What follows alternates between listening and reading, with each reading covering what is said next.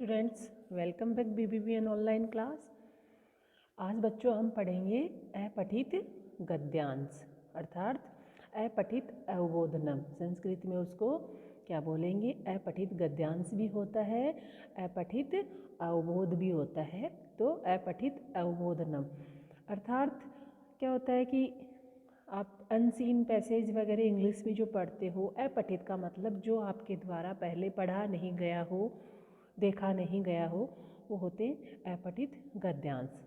अर्थात में किसी भी कोई चैप्टर है, कुछ भी है, कोई किसी मुद्दे के बारे में 4-5 लाइनें अगर आपको लिख देती हूँ और उसको आपको ध्यान से पढ़ करके, ध्यान से उसको 3-4 बार अच्छे से पढ़ करके उसका क्या सार है, उसमें किसके बारे में बताया गया है, ये सब आप पढ़ करके आपको वो उत्तर देना होता है। ठीक है।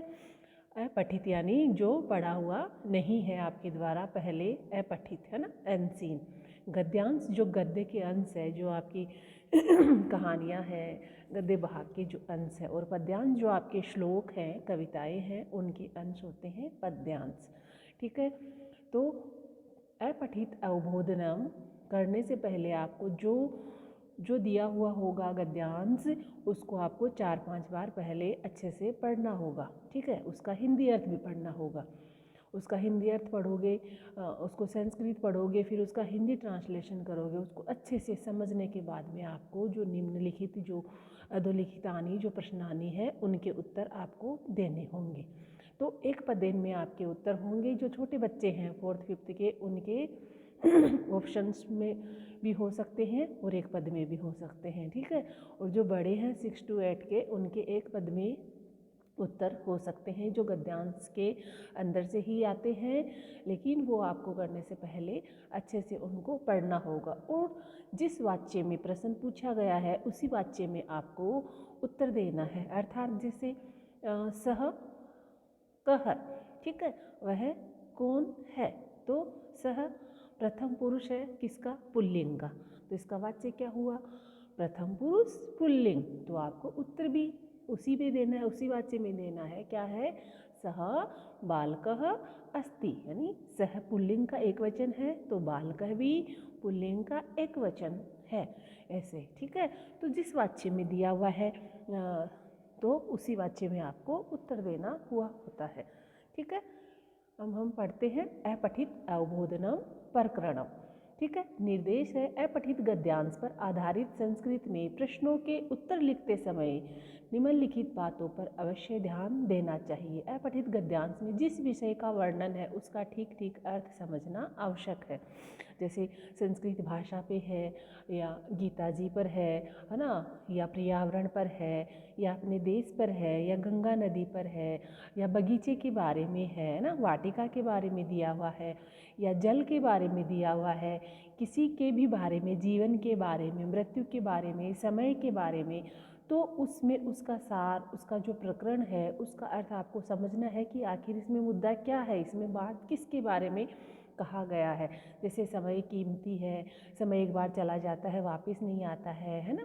तो और जैसे संस्कृत भाषा है, संस्कृत भाषायाम समस्त भाषा नाम जननी अस्ति, संस्कृत भाषाया प्राचीनतमा भाषा अस्ति। ठीक है। इस प्रकार इसमें समझ में आ रहा है कि संस्कृत भाषा पर जोर दिया गया है और संस्कृत भाषा के लिए यह गद्यांश है। ऐसे ही अस्माकं देशः भारतः अस्ति, है ना। तो भारत के बारे में, भारत में उत्तर दिशा में, दिशायाम हिमालय अस्ति, तो उत्तर दिशा में हिमालय है। ठीक है। इस प्रकार इसमें हमारे किसके बारे में बताया गया? भारत के बारे में बताया गया है। तो इसमें यही है कि अपठित गद्यांश में जिस विषय का वर्णन है उसका ठीक ठीक अर्थ समझना आवश्यक है। यह वीडियो में 4th क्लास से लेकर 8th के बच्चों के लिए, सबके लिए ये है।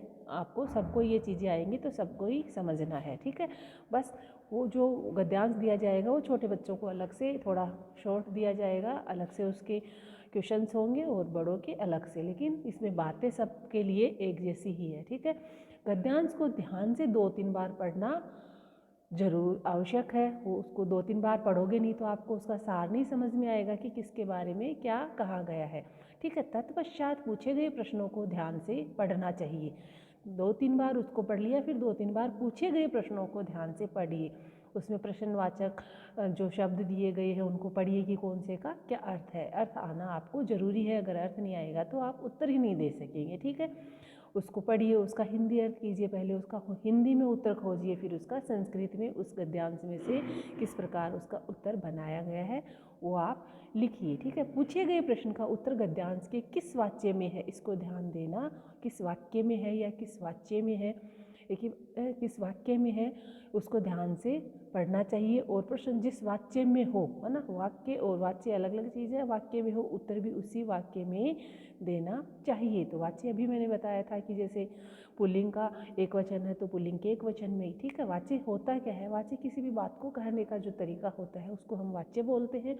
तो उसी चीज़ में आपको उत्तर देना है। शीर्षक का संबंध, है ना, प्राय संपूर्ण गद्यांश से ही होना चाहिए। ये भी बताया था कि अभी मैंने संस्कृत के बारे में बताया, भारत के बारे में बताया, समय के बारे में बताया, तो उसमें जिस चीज़ पे ज़्यादा जोर दिया गया है तो उसका संबंध उसी चीज़ से करना चाहिए हमें।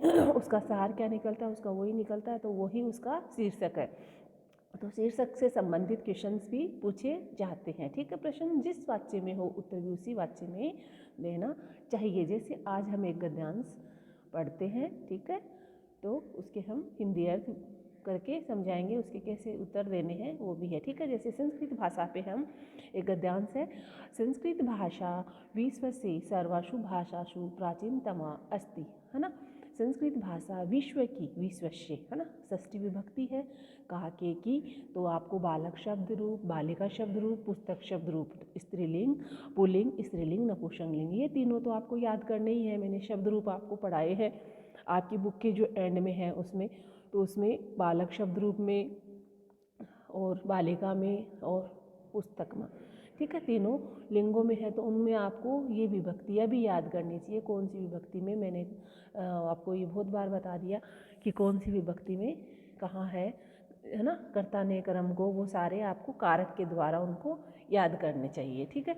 तो इसमें विश्व से यानी विश्व की, सर्वासु, सर्वासु सबसे अधिक, भाषासु प्राचीनतमा अस्ति, संस्कृत भाषा विश्व की सभी भाषाओं में, सर्वासु भाषासु यानी सभी भाषाओं में, प्राचीनतमा प्राचीन है, पुरानी है, अस्ति है, अस्याः साहित्यम अत्यंतम समृद्धम अस्ति, इसका जो अस्याः का मतलब इसका साहित्य अत्यंत समृद्ध है यानी बहुत बड़ा है, बहुत अखंड भंडार बड़ा बड़ा है, भंडार है इसमें, अत्यंत समृद्धम अस्ति, समृद्धम अस्ति, मस्ती लिखा हुआ है तो इसमें मैं में ए भी ऐड है, इसका संधि विच्छेद करके समृद्धम अस्ति, ठीक है। संसारस्य यानी संसार की, प्राचीनतमः ग्रंथः, संसार के प्राचीनतम जो ग्रंथ है, कौन कौन से ग्रंथ है, ग्रंथः यानी अनेक ग्रंथों के बारे में बताया गया है। तो इन सब चीज़ों को आपको ध्यान देना है। ऋग्वेदः, यजुर्वेदः, सामवेदः, अथर्ववेदश्च, एते चत्वारः वेदः, ठीक है। तो कौन कौन से ग्रंथ हो गए, 4 ग्रंथ होते हैं अपने, 4 वेद होते हैं। कौन कौन से होते हैं, ऋग्वेद, यजुर्वेद, सामवेद, अथर्ववेदश्च, च का मतलब और, तो और अथर्ववेद, एते चत्वारः वेदः, ये 4 वेद हैं, ठीक है। तो इसमें समझ में आ रहा है कि संस्कृत भाषा के बारे में इसमें जोर दिया गया। संस्कृत भाषा की जो विशेषता है, उसकी जो क्वालिटीज़ है वो इसमें बताई गई है। तो सबसे पहले इसका सार तो क्या, इसका शीर्षक तो क्या होगा, संस्कृत भाषा, ठीक है। फिर संस्कृत भाषायाम विद्यन्ते, तो 4 वेद किसमें है, चारों, चत्वारः वेदाः संस्कृत भाषायाम विद्यन्ते, 4 वेद संस्कृत भाषा में विद्यमान है। ये तो आपको पता ही है कि अपने जितने भी ग्रंथ है, गीता जी ले लीजिए, महाभारत ले लीजिए, है ना, अपना रामायण ले लीजिए, सारे किसमें, ये प्राचीनतम जो ग्रंथ है किसमें है, संस्कृत भाषायाम विद्यन्ते। और अपने 4 वेद जो है, ऋग्वेद, यजुर्वेद, सामवेद, अथर्ववेद, ये 4 भी किसमें है, संस्कृत भाषा में है, ठीक है। अस्माकं संस्कृति ही संस्कृत भाषायामेव निहिता अस्ति, हमारी जो संस्कृति है, हमारी जो धरोहर है वो संस्कृत भाषा में ही, मेव, संस्कृत भाषा में एव, यानी एव का मतलब इसमें एव जोड़ा हुआ है, भाषा प्लस एव, तो जुड़कर क्या हुआ, भाषा में ही, एव का मतलब ही, निश्चित ही, कि हमारी जो संस्कृति है वो भी संस्कृत भाषा में ही निहित है, क्योंकि वो प्राचीनतम है और प्राचीनतम जो अपना धरोहर है वो संस्कृत, जो हमारी संस्कृति है वो संस्कृत भाषा में ही निहित है। ठीक है, इस प्रकार इसको हमने पढ़ लिया, इसका हिंदी अर्थ कर लिया आपने अच्छे से। इसको जब समझ लिया आपको एक बार में अगर समझ में नहीं आता है 2 बार 3 बार 4 बार इसको पढ़िए, आपको लिमिटेड टाइम मिलता है किसी भी चीज़ को करने के लिए, तो इसको पढ़िए आप। फिर आपके क्वेश्चंस आते हैं एक पदेन उत्तरत। ठीक है, तो जैसे इसमें ऑप्शंस दिए हुए हैं, ठीक है, और एक पदेन उत्तरत में आपको एक पद में उत्तर भी देना होता है, तो और किसी किसी में ऑप्शन भी दिए हुए होते हैं। ठीक है, तो का प्राचीनतमा भाषा अस्ति, कौन सी भाषा, का मतलब कौन, ठीक है, कौन प्राचीनतमा, प्राचीनतम यानी पुरानी, भाषा अस्ति प्रश्नवाचक लगा हुआ है, तो प्रश्न पूछ रहा है अगला कौन सी प्राचीन भाषा है या प्राचीन भाषा कौन है, कौन प्राचीन भाषा है। सबके भावार्थ एक ही निकल रहे हैं, आप कैसे भी बना लीजिए। तो अभी आपने पढ़ा भाषा संसारस्य संस्कृत भाषा साहित्यम, तो कौन सी है प्राचीनतमा भाषा, संस्कृत भाषा। अगर ये 4 ऑप्शन नहीं होते हैं तो आपको एक पदेन उत्तरत में ऊपर से लिखना है, ऊपर ही ऊपर संस्कृत भाषा विश्वस्य सर्वासु भाषासु प्राचीनतमा अस्ति, तो एक पद में मांगा है तो आपको ऊपर से उठा लेना है संस्कृत भाषा। ठीक है, बस कहा प्राचीनतमा भाषा अस्ति, तो ऊपर गद्यांश में से ले लीजिए, क्या देखो यहाँ पे लिखा हुआ है, ये रहा संस्कृत भाषा। ठीक है, तो यहाँ से हमने ले लिया एक पदेन उत्तरत में अगर हमारे पास ऑप्शंस नहीं है, 4 ये ऑप्शंस नहीं होते हैं तो भी हम वहाँ से ले सकते हैं। का प्राचीनतमा भाषा अस्ति, संस्कृत भाषा प्राचीनतमा भाषा अस्ति, तो हमें लिखना है संस्कृत भाषा, और अगर हमारे पास ऑप्शंस है तो इसे हम टिक लगा सकते हैं। ओके, अस्याः साहित्यम कीदृशम अस्ति, अस्या है यानी इसका साहित्य कैसा है, किसका साहित्य कैसा है, संस्कृत भाषा का। तो ऊपरी ऊपर हमने पढ़ा था अस्याः साहित्यम अत्यंत समृद्धम अस्ति, है ना, तो कैसा है, तो हमारे पास ऑप्शन नहीं है तो भी हम लिख सकते हैं कैसा है, समृद्ध। ठीक है, और हमारे पास ऑप्शन में समृद्धम है तो ये समृद्धम पर हम टिक लगा सकते हैं। नेक्स्ट है अस्माकं संस्कृति ही कुत्र निहिता अस्ति, हमारी जो संस्कृति है कहाँ किस में निहित है, कुत्र यानी कहाँ, कहाँ निहित है, तो किस में निहित है या कहाँ निहित है, हमें वाक्य पे देखना है कि क्या पूछा गया है। तो देखिए इसमें ऊपर हमने पढ़ा था किसमें है, अस्माकं संस्कृति, अस्माकं संस्कृति संस्कृत भाषा में एवं निहिता अस्ति, तो हमें क्या करना है, संस्कृत भाषायाम, नीचे हम यहाँ से टिक लगा सकते हैं, अस्माकं संस्कृति कुत्र निहिता अस्ति। तो ऊपर तो पूरे वाक्य के अनुसार उसमें एव जोड़ा गया है, लेकिन हमें किस वाक्य में पूछा गया है, कहाँ है, तो संस्कृत भाषायाम, संस्कृत भाषा में हमारी संस्कृति निहित है। विश्वस्य सर्वासु भाषासु संस्कृतम का अस्ति, तो विश्व की सभी भाषाओं में संस्कृत क्या है, सभी भाषाओं में हमने ऊपर पढ़ा था संस्कृत भाषा विश्वस्य सर्वासु भाषासु प्राचीनतमा अस्ति, तो प्राचीनतमा हम ऊपर से लेकर भी लिख सकते हैं और यहाँ से हम टिक भी लगा सकते हैं। आई होप आपको ये अच्छे से समझ में आ गया होगा कि किस प्रकार हमें अपना गद्यांश पढ़ना है, किस प्रकार उनके आंसर्स देने हैं। ठीक है, तो ये आपको पढ़ना है। नेक्स्ट क्वेश्चन हम कोई भी बना सकते हैं, जैसे पूर्ण वाक्यन उत्तरत। ठीक है, तो पूर्ण वाक्यन संसारस्य प्राचीनतमा ग्रंथा के सन्ति, तो उसमें बताए गए थे संसार के प्राचीनतम ग्रंथ कौन कौन से हैं, ऋग्वेद सोमवेद यजुर्वेद अथर्ववेदश्च चत्वारः वेदाः सन्ति, तो वो आपके गद्यांश में है, वो आप देख करके लिख सकते हैं। चत्वारः वेदाः कस्या भाषायां सन्ति।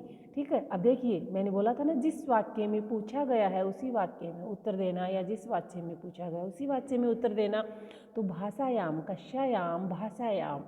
ठीक है, तो जिस विभक्ति में पूछा गया है हमें भी उसी में लिखना है, तो हम संस्कृत भाषा के साथ में क्या जोड़ देंगे, ये जो क्वेश्चन में लगाया हुआ है याम, है ना, या करके ऊपर बिंदी लगा के चत्वारः वेदाः संस्कृत भाषायाम सन्ति, यानी संस्कृत भाषा में निहित है या संस्कृत भाषा में है।